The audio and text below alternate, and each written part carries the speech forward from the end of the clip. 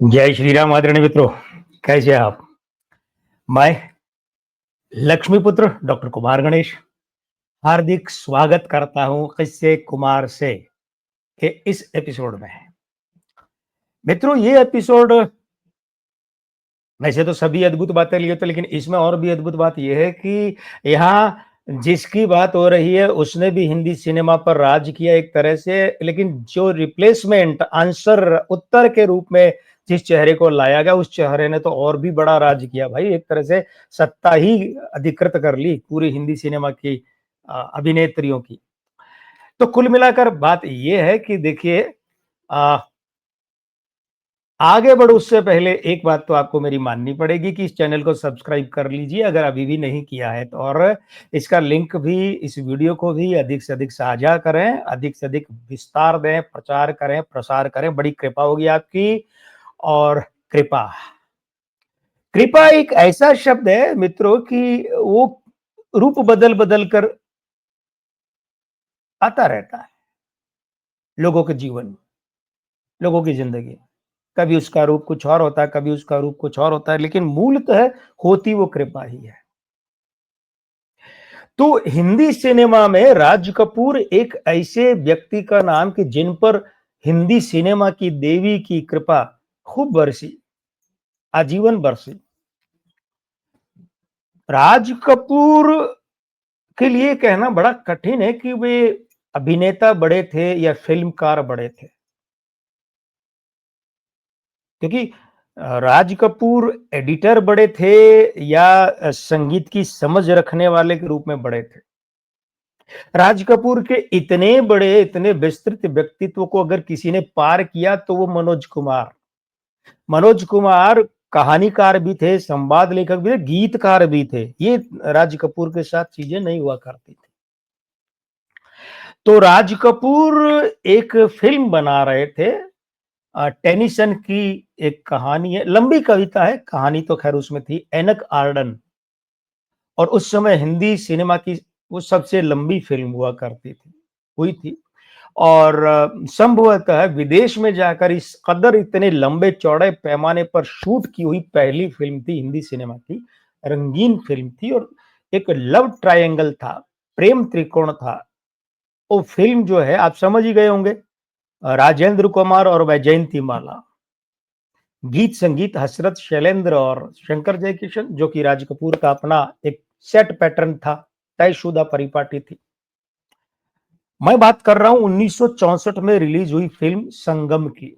बोल राधा बोल संगम होगा कि नहीं। और वो एक बरसों तक, यानी कि 1949-50 से लेकर 71 तक, वो 22 बरसों का एक ऐसा वक्त था, एक वक्त नहीं बल्कि वक्फा था, अंतराल था, समयावधि थी कि उस समय शंकर जयकिशन की तूती बोला करती थी। उनकी फिल्मों का हर गीत सुपरहिट होता था।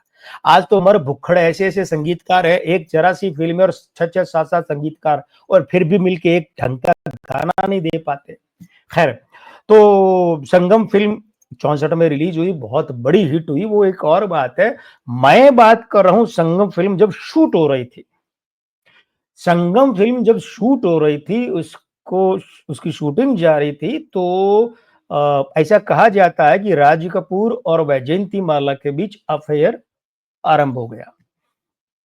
अफेयर तो अफेयर अफेयर वाले अर्थों वाला ये अफेयर था। और ये भी कहा जाता है, ऋषि कपूर ने खुल्लम खुल्ला जो अपनी आत्मकथा उसमें एक दूसरी तरह से इसका चित्रण भी किया है कि फिर ये राज कपूर और वैजयंती माला का जो है अफेयर इस हद तक पहुंच गया था कि कृष्णा जी अपने बच्चों को लेकर होटल में शिफ्ट हो गए, उन्होंने घर ही छोड़ दिया था। लेकिन हुआ ये कि फिल्म की शूटिंग पूरी होते होते राज कपूर के एक डॉक्टर मित्र थे, डॉक्टर बाली, मैं उनका पूरा नाम भूल रहा हूं लेकिन डॉक्टर बाली, तो और वो उनके डॉक्टर मित्र थे, नियमित डॉक्टर थे उनके। तो वैजयंती माला का डॉक्टर बाली से अफेयर हो गया और वैजयंती माला ने अपने से कहीं उम्र में बड़े डॉक्टर बाली से शादी कर ली। ये बात राज कपूर को चुभ गई, चुभ गई, दिल तोड़ दिया, बुरा लगा। कुछ भी कहिए, सामान्य बुरा लगना नहीं था, क्योंकि जिस हद का अफेयर था उसमें इसे बेवफाई कहते हैं। तो सब फिल्म तो खैर रिलीज हुई, अच्छी चली, बहुत कुछ हुआ। लेकिन क्या हुआ कि अच्छा ये जब संगम शूट हो रही थी ना, शूटिंग चालू थी, उसी दरमियान वी अनंत स्वामी नाम के एक निर्माता थे, दक्षिण भारत से।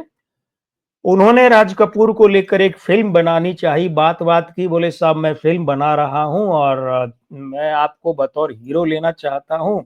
तो चूँकि राज कपूर का उस समय वैजयंतीमाला से अफ़ेयर चल रहा था, तो हीरोइन के लिए उन्होंने वैजयंतीमाला का नाम बता दिया, सुझा दिया, बल्कि यूँ कहिए दबाव देकर कह दिया तो मानना तो था ही। हीरो वगैरह की दादागिरी इतनी तो हमेशा चलती रही है और उस फ़िल्म का बड़ा प्रचार-प्रसार हुआ कि राज कपूर के साथ में वैजयंतीमाला इस फ़िल्म में आ रही है, वी अनंत स्वामी की फ़िल्म और वो फ़िल्म थी सपनों का सौदागर। अब आप कहेंगे इसमें वैजयंतीमाला थी ही नहीं भी डॉक्टर साहब आप झूठ क्यों बोल रहे हैं? नहीं, मैं सही बोल रहा हूँ, इसमें वैजयंतीमाला थी। राज कपूर की सपनों का सौदागर फ़िल्म में वैजयंतीमाला थी। लेकिन 64 में संगम रिलीज होते-होते जब वैजयंतीमाला ने डॉक्टर बाली से विवाह कर लिया और अफेयर टूट गया राज कपूर के साथ, तो राज कपूर ने उस नाराज़गी का रूप ये दे दिया, उस नाराज़गी का रूप बदले का रख लिया और उन्होंने सपनों का सौदागर में से वैजयंतीमाला को निकलवा दिया फ़िल्म से। और फिर एक खोज शुरू हुई और उस खोज को नाम दिया गया फ़िल्म जगत हिंदी सिनेमा की दुनिया में आंसर टू वैजयंतीमाला। वैजयंतीमाला को उत्तर देना है कि हम तुम्हें निकाल कर तुमसे भी बढ़िया जो हीरोइन है वो बना सकते हैं। आंसर टू वैजयंतीमाला इसे कहा गया। और हुआ क्या? खोज आरंभ हुई और खोज आरंभ होते-होते जाकर सारी बात टिकी एक कम उम्र की लड़की और जया चक्रवर्ती की बेटी और उसका नाम हेमा मालिनी था। उस लड़की पर नज़र टिकी और जबकि दोनों की उम्र में मतलब यूँ समझिए राज कपूर और हेमा मालिनी की उम्र में लगभग-लगभग बहुत बड़ा अंतर था। कितना 20-22 साल का अंतर था। 21-22 साल का अंतर था। सपनों का सौदागर में एंट्री हुई हेमा मालिनी की और बस फ़िल्म बनी, रिलीज़ हुई, फ़िल्म तो पिट गई। लेकिन हेमा मालिनी हिट गईं। फ़िल्म नहीं चली सपनों का सौदागर, लेकिन हेमा मालिनी ने वहाँ से जो यात्रा आरंभ की, वो यात्रा बहुत बड़ी थी। अच्छा इसके बीच में क्या हुआ कि जब हेमा मालिनी की खोज की गई, तो दक्षिण भारतीय एक फ़िल्मकार थे श्रीधर, हेमा मालिनी को उन्होंने कास्ट कर रखा था और कास्टिंग के थोड़ा समय बाद उन्हें फ़िल्म से निकाल दिया।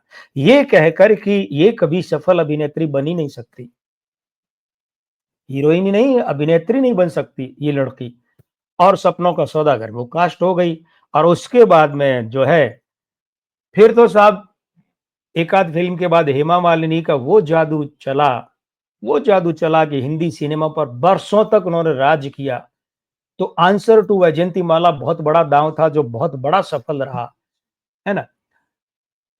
ख़ैर इस फ़िल्म के बाद में राज कपूर की अपने रास्ते अलग हो गए, हेमा मालिनी के अलग हो गए, लेकिन वो जो श्रीधर है ना फ़िल्मकार जिन्होंने निकाला था हेमा मालिनी को अपनी फ़िल्म से, ये कहते हुए कि ये कभी सफल अभिनेत्री नहीं बन सकती। 1973 में वही श्रीधर हेमा मालिनी से कहते हैं, "मैडम प्लीज़ मेरी फ़िल्म कर लीजिए।" हेमा मालिनी करती हैं फ़िल्म, उस फ़िल्म का नाम था गहरी चाल। अब आप में से कुछ लोग चौंके होंगे कि गहरी चाल, अरे भई इसमें तो जितेंद्र थे। हाँ, फ़िल्म पिटी थी, लेकिन आप भूल रहे हैं इस फ़िल्म में हेमा मालिनी और जितेंद्र के साथ में अमिताभ बच्चन साहब भी थे और अमिताभ बच्चन और जितेंद्र साहब की ये एकमात्र साथ की फ़िल्म है। ठीक है? गहरी चाल। और हाँ, राज कपूर के मन में जो एक बार बात बैठ गई थी ना वैजयंतीमाला वाली, हैं? तो फिर उन्होंने जिस देश में गंगा बहती है उसमें भी पद्मिनी को लिया। ध्यान से देखिए, पद्मिनी के नाक नक्श वगैरह चेहरा मोहरा कैसा दिखता है? वैजयंतीमाला जैसा।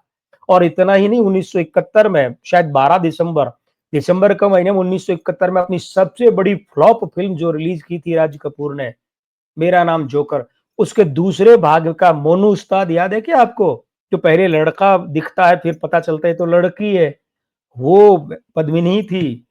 तो वैजयंतीमाला का आंसर अपनी फ़िल्मों में भी उन्होंने देने की कोशिश की, 2 फ़िल्मों से। तो फिर ये था आंसर टू वैजयंतीमाला। एक और किस्सा ध्यान में आ रहा है आंसर टू मधुबाला। अब उसमें भी वैजयंतीमाला जुड़ी हुई हैं, उस किस्से में। लेकिन वो मैं फिर कभी कहूँगा। वो किस्सा भी बड़ा मज़ेदार है, जोरदार है, करूँगा उसकी भी बात, लेकिन आज की बात इतनी। और आज की बात जब बस इतनी ही कहा है, तो यानी अब मैं विदा लेना चाहता हूँ, लेकिन ये निवेदन करने के बाद कि अगर चैनल अभी तक सब्सक्राइब नहीं किया है, तो कर लीजिए। और क्या, भाई इसके लिंक को, इस वीडियो को भी तो साझा कीजिए, वायरल कीजिए, आगे भेजिए लोगों को, मित्रों को, देखिए, दिखवाइए, ऐसा कहिए। और अब मैं लक्ष्मीपुत्र डॉक्टर कुमार गणेश कह रहा हूं कि विदा, लेकिन कभी अलविदा ना कहना। नमस्ते दोस्तों।